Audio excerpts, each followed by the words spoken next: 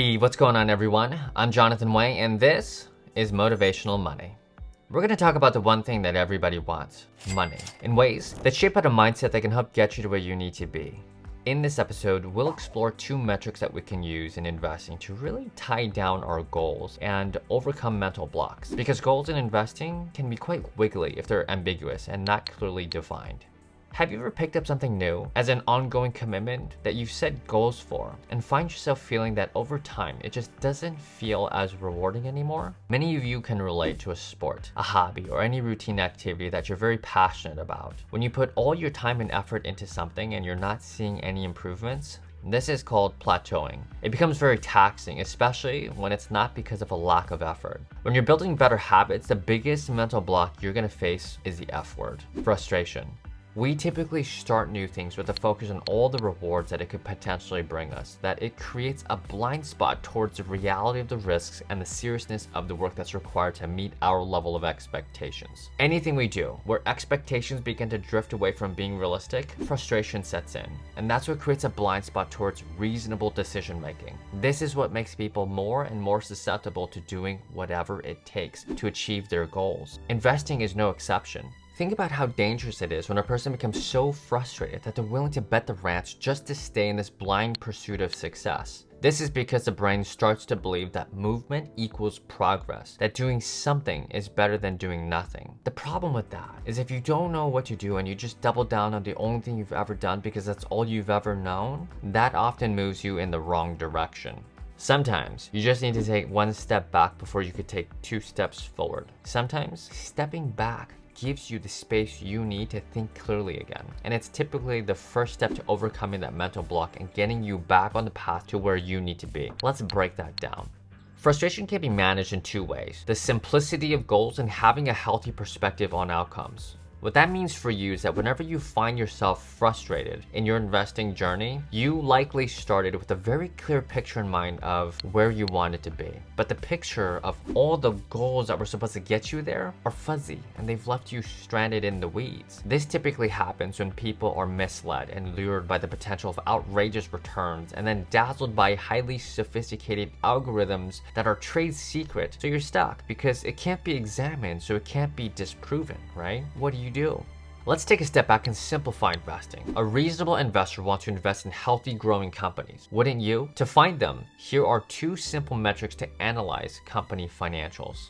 The first metric is called relativity. Financial relativity is a 0 to 100 number that measures the relative position of the most recent period against all periods you're looking at. That way, a 0 means that the most recent period is the worst of them all, and a 100 means that it's a record high. This is one of the best ways to quickly gauge how a company is performing relative to itself. It's most commonly applied to top line sales and bottom line net income, or earnings per share. Whenever people try to sell how much a company made after an earnings call or how much a company made more than a competitor, there's no context to that, and that's not apples to apples. Investors don't pay a premium for a stock just because it's still making money or that it's making more than a competitor. It's supposed to do that. They pay for growth. A company may make more than a competitor for now, but if it's shrinking while the competition's growing, well, that's not going to last long now, is it? Always say, show me the relativity.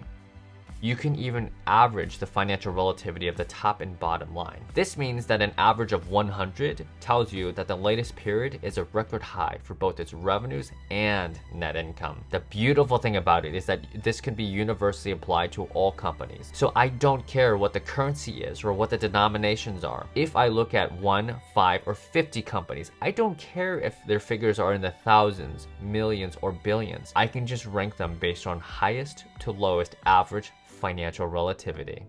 Here's how we calculate it. You have a numerator, which is just the most recent period, minus the minimum of all periods, divided by the denominator, which is just the maximum minus the minimum of all periods. This will give you a decimal, so just multiply your results by 100 to standardize it into a 0 to 100 math score. That's relativity. So once your focus is narrowed down to just finding a bunch of companies that have a relativity score of 100, the question you're now faced with is, how do I differentiate them? Relativity doesn't tell me if a company is making a record performance by just $1 or a mile. How do I distinguish a true rock star from those that are just barely inching ahead? The second metric is called velocity. Financial velocity measures how fast a company is moving relative to the average of all periods. Let's use revenues for 5 quarters as an example. This is a simple two-step calculation. First, calculate the company's actual performance, and then second, divide it by the baseline.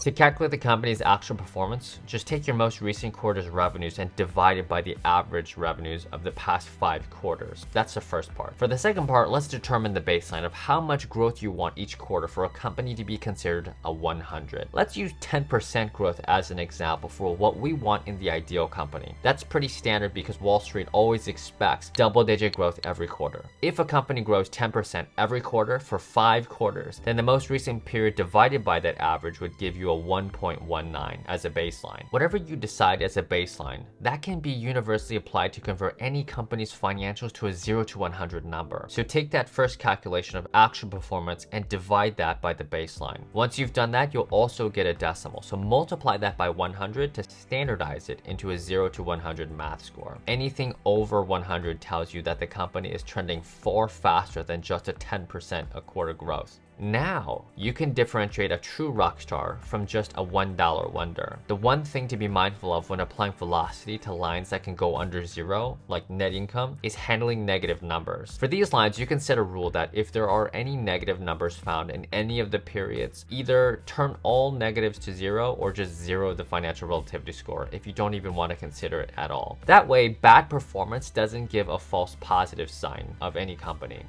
Having relativity and velocity in your repertoire of skills is like having salt and pepper at the dinner table. They are all standardized, so any reasonable person can intuitively understand what a 0 or 100 means. They're both universal, which means that currencies and denominations on financial statements don't matter. Most importantly, they are scalable, so it doesn't matter how many companies you're looking at, what industries you're in, or even what the company sizes are. You can apply these two simple metrics to as many lines on any financial statement for as many companies as you want. If you're feeling empowered and you're going heavy with these two metrics on many lines for each company, the power of averages allows you to smooth out all metrics for each company into one. What that means for you is that you can finally compare as many companies as you want side by side and evaluate them purely based on financial performance. If you realign your goals to find more companies with these two metrics, you'll start connecting the dots and you'll see that all strong and stable companies share similar characteristics. Now you can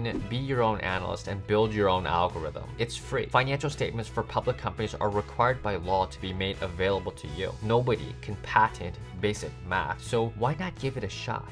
Friends, wherever you are in your financial journey, anytime you come to face frustration, you feel like there's no way out other than quitting, take a step back, simplify your goals, and manage your expectations so that your measure of success isn't just a flash in the pan. Keep the perspective that having many small goals you can achieve will take you farther than the few moonshot goals you likely can't. Unrealistic expectations on anything are what lead to mental burnout. Small goals allow you to smooth out your journey and even plan for a graceful exit on a win, rather than an overwhelming defeat.